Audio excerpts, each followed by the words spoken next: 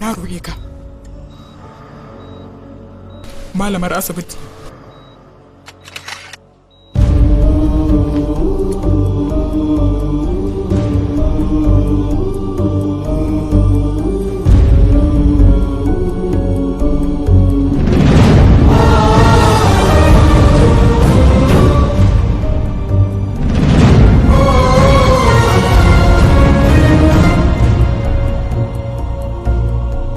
Buɗe idan.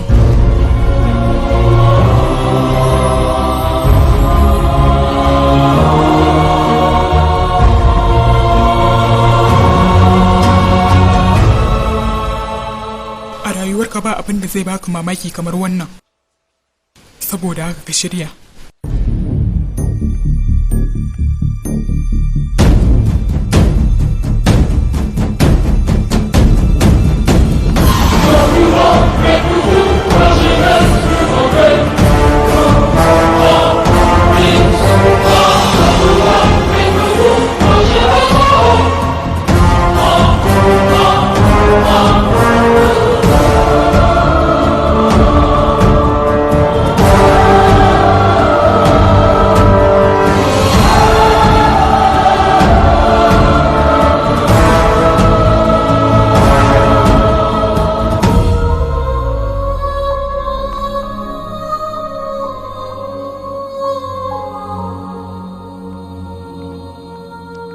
Ba aikin da shi aka yi maka irin na yau da kullum ba, mai matuƙar wahala aka yi maka.